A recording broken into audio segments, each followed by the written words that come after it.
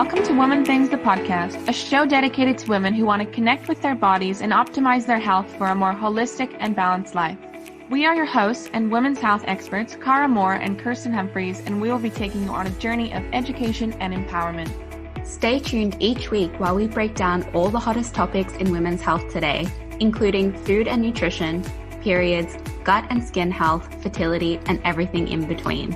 You can find us on Instagram at Woman Things, that's woman, WOMXN, and subscribe on your preferred podcast platform to keep up to date with all the latest episode releases.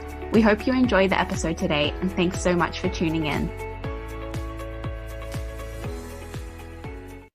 This podcast is sponsored by London Nootropics and A Little Find. London Nootropics are a London-based company that makes a blend of high-quality coffee with nootropic and adaptogenic tonics that help to balance the body and boost brain function. We love these coffee blends. Our personal favorite is the Grind Blend, which has a mixture of lion's mane mushroom and rhodiola that helps boost mental clarity and focus and improves overall motivation.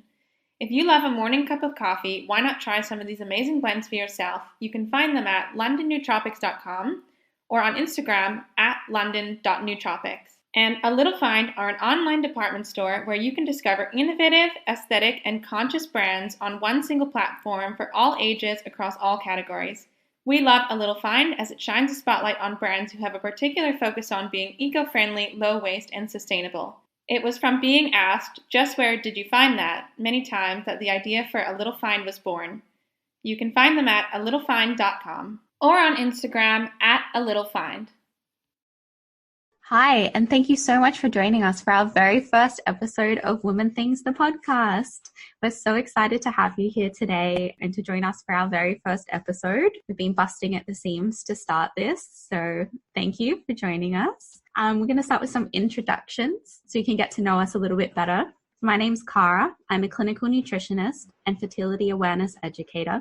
In my online clinic, I work with women who are struggling with problematic periods and hormonal concerns. I help women improve their fertility and conceive naturally and provide nutritional support throughout the journey of pregnancy and into early motherhood.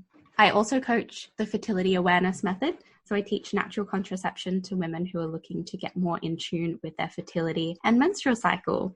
So today, of course, I'm here with my co-host, Kirsten Humphreys.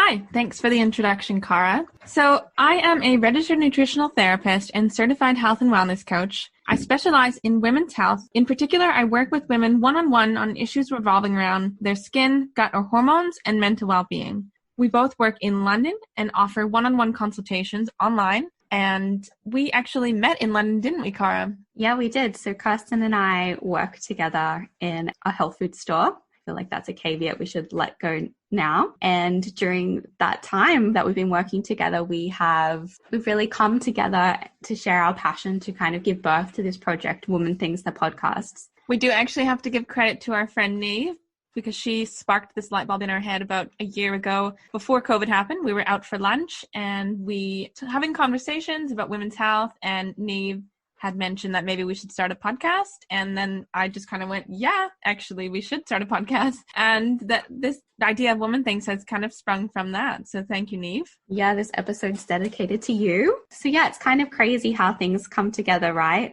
Kirsten and I feel like have been brought together by the universe to go on this journey to creating this podcast together. Yeah, do you want to share the story of how we met? Yeah, definitely. So I went to an art show. It wasn't really a show. We had to make our own art, but with a couple friends. Yeah, I was there at the same time. I was new to London, so I thought I would go along to this art class with the aim to try and meet some friends and expand my friendship circle here. I actually came late to the show, or I don't know why we keep calling it a show. It was more of like... I don't know. I can't think of the word right now. It was an art class, essentially. We came late to the class, and so we didn't really get a chance to speak to anyone at our table before the class started, because I was spent the entire first bit trying to decide what picture to draw. And I'm always indecisive with everything in life, so obviously it took me quite a while. But I did take some photos of the day, and we did have some wine. And yeah, so it's crazy, right? Like, probably 3 months after we'd started working together, which was probably 9 months after the art class, Kirsten sent me a photo out of nowhere, and it was a picture of your friend holding up her artwork with me just right next to her in the background painting away, which was just like nuts because at that point we didn't even know each other. And who would have thought year and a half down the line now we'd be kind of business partners in creating this new project together. Yeah, so it's funny how the universe works, but I feel like, yeah, we're definitely onto something good here. So I'm so excited. So we are both so passionate about women's health, and jumping into the episode of today, we're specifically focusing on women's health and hormonal balance and the menstrual cycle. There's so much to know about the menstrual cycle that just isn't mainstream knowledge, and we're not really taught about it in school when we grow up. There's just not really enough education around the menstrual cycle. Yeah, and I think this will be like a really good introductory episode to getting more into depth, which we plan on in future episodes on some of the other topics to do around menstrual cycle irregularities and things like that. So this is a really good, I guess, basic introduction to the menstrual cycle, your hormones and how they fluctuate throughout and what to expect during that time. So before we talk about the menstrual cycle, I'm just going to give a quick overview of our hormones and how they work. We have in our bodies something called the HPO axis, which is essentially a tightly regulated communication between your brain, your pituitary gland, and your ovaries, and it controls your female reproductive hormones. Obviously, there are other hormones in the body that contribute to important areas such as the function of your thyroid, but the focus of today's episode will be specifically on reproductive hormones and menstruation. So these key hormones that we need to think about are LH, FSH, estrogen, and progesterone. So Cara is going to kick us off a little bit with an overview of the actual menstrual cycle and the different seasons that revolve around it. Yeah, so the menstrual cycle is the time from the first day of your period, so the first day of your bleed, to the start of another. And during that time, there is a fluctuating dance of all of those reproductive hormones that Kirsten just mentioned. So what that means is that as women, we're really cyclic in nature. As our hormones govern our mood, our energies, our appetite, our digestion, our sleep, our fertility, obviously, basically everything. It means that throughout the month with the rise and fall of these hormones, everything about us just kind of ebbs and flows. So a way to look at it in comparison is that men with their hormones work on a 24-hour cyclic clock with their sex hormones. So as they rise in the morning and fall down as we come into the evening, their cycle begins again the next day. For women, we rise during the beginning of our menstrual cycle till we hit a peak in the middle of the month, and then we slowly come back down towards the end of the month, and then it all starts over again for our monthly cycle or for however long your menstrual cycle is. So why it's really important to be in tune with your menstrual cycle and these hormone fluctuations is because that knowing the pattern of your period and the seasons of your cycle can help you predict the fluctuations and how you might be feeling during those certain stages. So you can tailor your to-do lists, your social events, your work calendars, which we'll get more into, with those natural ebb and flows of your reproductive hormones while you're in your menstruating life. So this means that you're working with your hormones and not against them. So you can really focus your intentions and narrow in on the time in your cycle where you're either your most productive or your most restful, your most creative. And we're going to be covering all of this today. It is important to point out as well, even though you always hear that the menstrual cycle is typically 28 days, this isn't the case for everybody, and every woman is individual and unique. So some people might have slightly longer cycles, some people might have slightly shorter cycles, and this doesn't necessarily mean that something's wrong. Yeah, definitely. That's really important to point out. And also as well with the seasons of the menstrual cycle, what we'll talk about today, you might experience slightly different. So it's definitely not a black or white type of thing, which is really interesting as well. Each woman is very individual in their cycle. So a brief overview of the seasons of the menstrual cycle. There's winter, spring, summer, and fall. Winter is when we are actually bleeding, so during menstruation. Spring is the point from when we stop bleeding to before we ovulate. Summer is the period of time in which we ovulate. And then there's fall. That is from when we finish ovulating till when we start bleeding again, and then goes back into winter. So this continues to happen every month. Some women actually, it follows the cycle of the moon, and so whereas some people may be ovulating during the full moon, or some people may be menstruating during the full moon, but it is typically thought that the moon has a large impact on our menstrual cycle and the seasons and how they sort of flow. Yeah, I love that. So we'll start talking about with our inner winter. So as Kirsten just said, that's the period where we have our period. So our menstruation. It's also the start of our follicular phase. So our period is the shedding of our womb lining or our uterine lining. And it occurs because our hormones come down to a baseline. So all of our hormones are at the lowest that they ever are during our menstrual cycle at this time. So it relates to inner winter because during our period, the things that we want to do are really similar to the things that we want to do when it is winter time. So we become more introverted. We want to be like quite snuggly and warm. We like to sleep more. We're a little less social, so we like to be alone more. And in general, we have lower energy and less motivation. So it's really important to kind of connect with how you're feeling during your period and really honor the time where you're wanting to rest and hibernate a little bit more than usual. And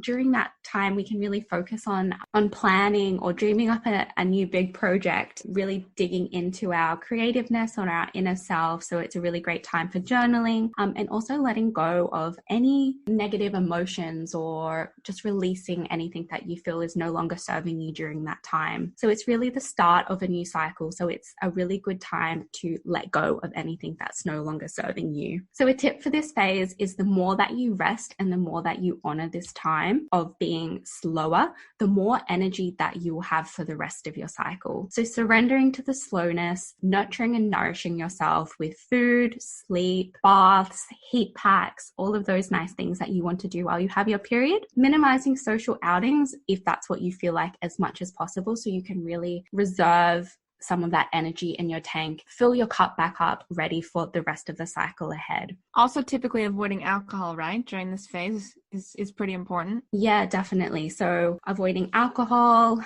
anything that really puts like a stress on the liver can be really helpful. Another thing as well is to reschedule any work commitments or ask for any extra help during this phase of your cycle, so you can really just dial things back a little bit. So the type of exercise that you should be focusing on during this phase of your menstrual cycle is definitely anything that's not intense. So a gentle stretch or a walk in the park could be just all that you need, or really just honoring the fact that in this week you might just not be exercising too much at all, and that's fine to take a rest. Some foods that you can include to nourish yourself during this phase of your cycle, the inner winter, is to eat the foods that you would generally like to eat in the winter time. So it's more easily digestible and warming foods such as your soups and your stews, slow cooked foods, roast veggies, broths, smoothies if you want to have one, but maybe focusing on some warming ingredients in there such as a pinch of ginger or cayenne pepper to really promote circulation in the body. Your warm teas that promote circulation as well. So it's all your ginger, turmeric, cinnamon, and really focusing on your B vitamins and iron-rich foods to help replace some of the nutrients that are lost during your menstrual bleed. So that's your red meats. If you eat it, it's a great time to eat those cuts of meat. Black beans, tofu, your cooked leafy green vegetables, and fluids, making sure that you're getting lots of fluids to replace any that is lost during this time. So yeah, it's a really nice time to just relax and rest during your period and fill your cup back up for the cycle ahead. Kirsten, I know our periods have just gone in sync. So what are some things that you do during your inner winter phase? Well, as you said, with the exercise, I exercise quite a lot throughout most of my cycle, but I do rest during the time when I'm actually bleeding, because I'm more tired, I'm more hungry. I just kind of relax, rejuvenate, just recover. And yeah, I did over this last week, I did do a bit of journaling and brainstorming and just kind of being in tune with my body. And just really, yeah, everything you said, just really honoring that time and giving myself space to rest. How about you? Yeah, I'm a really, I guess, introverted person in nature anyway. So as long as I'm not having any complications, I kind of really do enjoy my inner winter time, because it almost gives me permission to do some of those more introverted things that I enjoy. So yeah, I just really focus on connecting with myself. I've been getting back into journaling as well, which I found to be really helpful during this phase. Some just really low intensity yoga stretching. So anything that's restorative, like just on the mat only. And of course, sleeping lots, which I love. We're actually quite opposite in that sense because I like to be, I'm quite outgoing. I like to be quite social. So before I moved to London, I would have had so much anxiety about feeling the need to rest during my menstrual cycle. But it actually, living in London, because there's so much going around you all the time, it sort of feels like you don't really need to be out. You know, you're kind of out without being out. So it's allowed me to feel comfortable with just kind of chilling during that time. And it's really strange, but I used to be go all the time. And now I really, like you, I really love sleeping. I really love relaxing. I'm quite good at it. Yeah, I'm really glad you brought that up because I think a lot of women will relate to that, especially now in like 2021. Women are always on the go. We're very career driven. We will want to exercise. We want to eat the best we can. We want to like really be on top of everything in every area of our lives. Yeah. So yeah, this is why learning about the seasons of the menstrual cycle can really help some women, because just acknowledging that it's okay to stop during this time. You don't have to keep going, and just like being more in tune with your cyclic self can really benefit some people. So I guess that brings us into our next season, which is spring. So spring is the season where your menstruation has stopped and things are starting to pick up again. So your spring phase is also part of your follicular phase. So what's happening hormonally at the moment is your estrogen is rising and it's starting to peak in preparation for ovulation when you enter your summer phase of the cycle. Your luteinizing hormone and follicular stimulating hormone, so your LH and FSH, are also rising at this time in preparation for the release of an egg, ovulation. So what this is doing is we're getting excitatory chemicals out in our brain, so our neurotransmitters are buzzing around, our energy is peaking, and we're just generally feeling a lot more energetic and social in nature. What these hormones are also doing is preparing the lining of the womb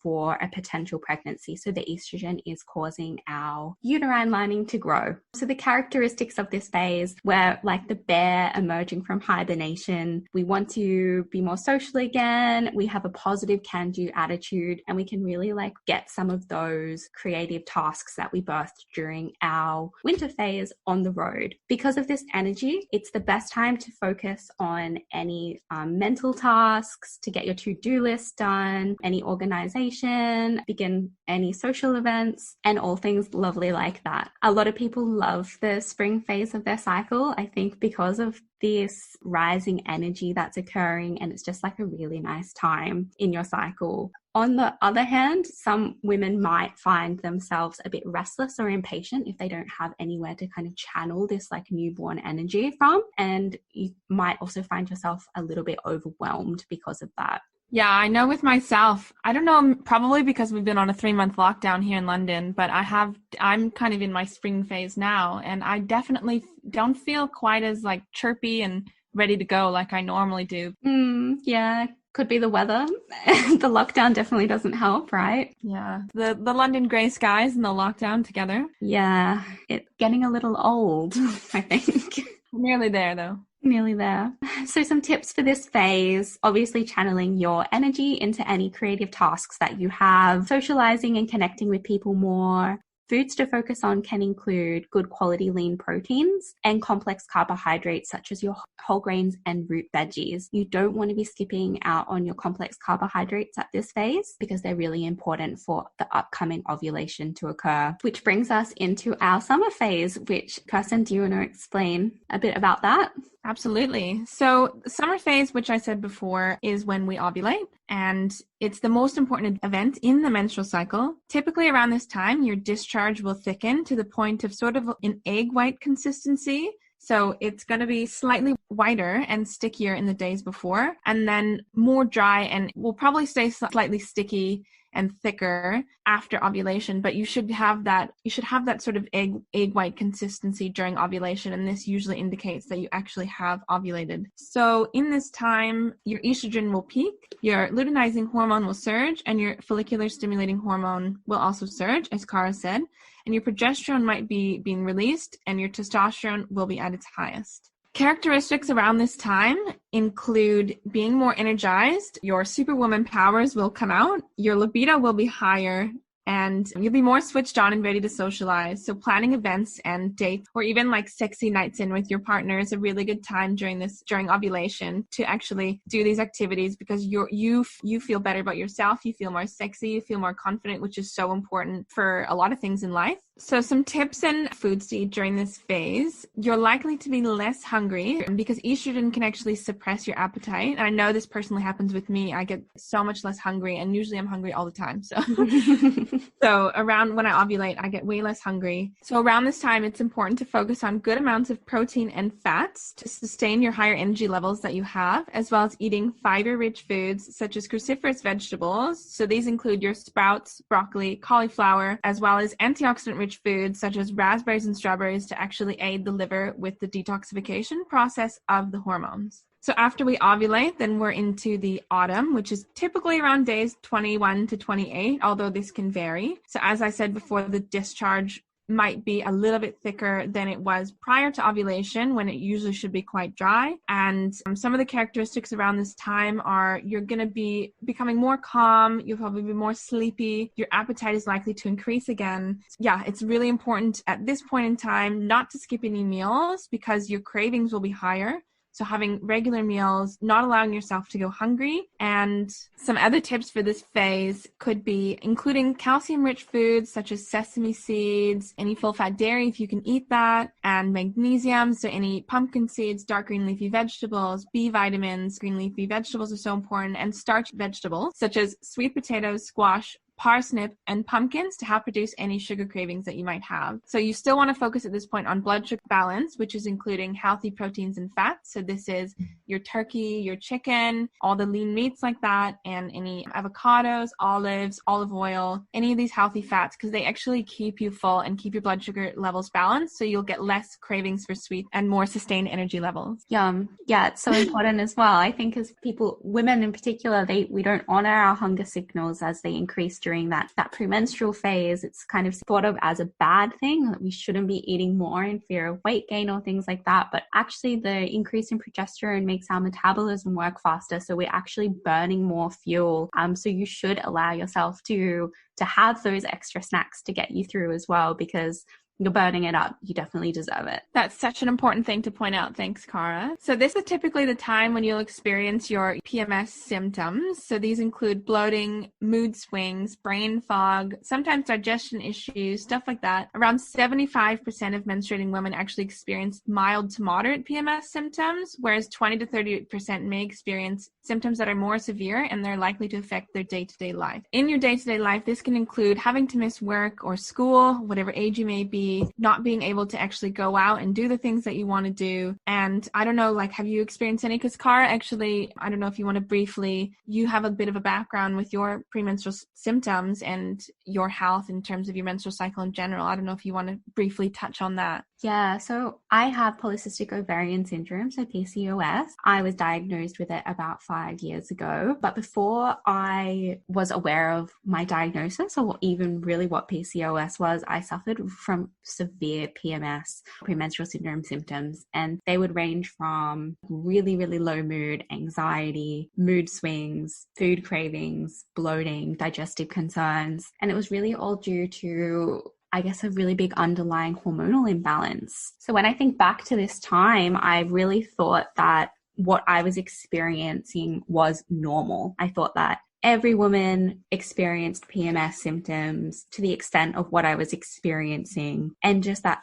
this was it. This is what I just had to put up with for the rest of my life. But it's not, and it's not normal. And whilst it's common, I think that's what the misconception is, and that women have kind of been conditioned to expect to experience negative symptoms around their period, but it doesn't have to be that way. And generally, when we dig a little bit deeper, there's a driving factor to that, and it usually something's a little bit askew with their hormonal imbalance or their diet. So nutritional deficiency might be a gut symptom. But if you're experiencing any severe changes in your mood or your bodily symptoms in your premenstrual phase in the lead up to your period, just know that it doesn't have to be that way. And there are lots of things that you can do naturally to help rebalance your hormones and change the experience of your menstrual cycle. So I think we should cover PMS and premenstrual syndrome and like what you can do for it in another episode, because it's almost like another can of worms. And I think to give the best advice, we really should dig deep into that. But I guess it's really important to get in tune with your menstrual cycle and what are your natural ebbs and flows, and being able to distinguish between what is a natural change in body symptom or personality because of your cycle, or what is PMS, and is it really affecting your day-to-day life, because it's something that you can definitely start to address. Yeah, and with the education that is available to us most of the time, it might be different now, but when I was growing up, there wasn't really any. It was just really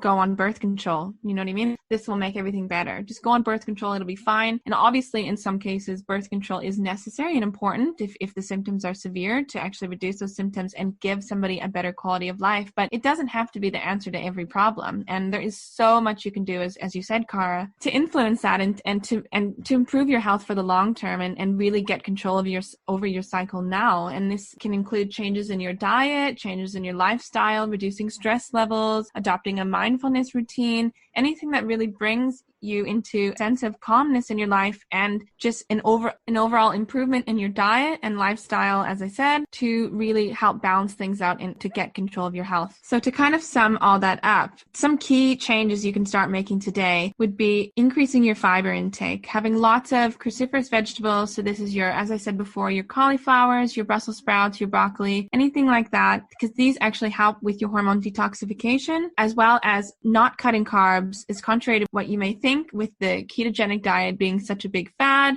the low carb diets being such a big fad. It's actually so important for women's health and women's hormones. We need these carbohydrates. We need the energy that we get from these foods. And they're just so important to maintain hormonal balance within our bodies and just our overall health. So please, whatever you may hear, do not cut out carbs. There's plenty of healthy carbs. The carbs in particular that people may be talking about would be simple and refined carbs, which is your sugars and your white flours. But there are plenty of complex carbohydrates, they're called, such as your quinoa, your brown rice, your lentils, your beans, and of course, all of the yummy vegetables and fruits. And eating a rainbow is a good way to have a good sense of what kind of foods you should be eating and how much of them you should be eating. Really, you want to also eat the alphabet. So just eating as many different types of foods as you possibly can throughout the cycle. This will help your hormones as well as helping your gut microbiome. So that's some really good advice. Thank you, Kirsten. So if you want to start living more cyclic and in sync with your cycle, what you can do today is work out where you are and what phase you are in your cycle. So how you can do that is by, if you're not sure,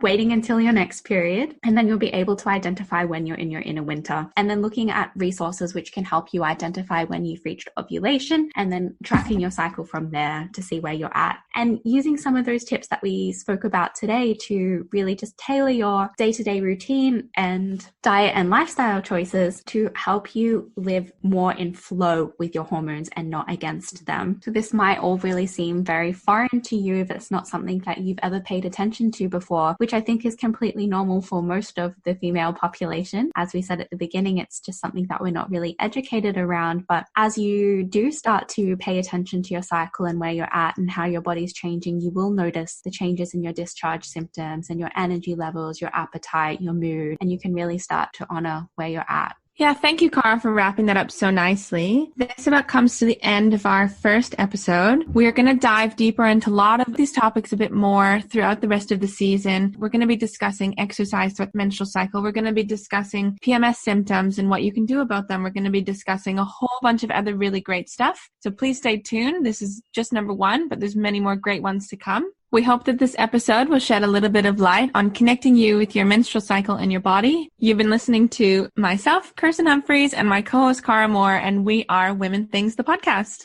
Thank you for listening to our show today. If you enjoyed this episode, please make sure that you subscribe, let us know what you thought in the comments, and share it with all the important women in your life. There are plenty more of these episodes to come, so please visit our website to stay in the know. You will find us at womxn.com. That's WOMXN. Much love, Kirsten and Cara. The information contained in this podcast is not intended to treat, diagnose, or replace the advice of your healthcare practitioner. Always consult with a qualified health professional if you have a pre-existing health condition or are currently taking any medications before making any changes to your diet or lifestyle.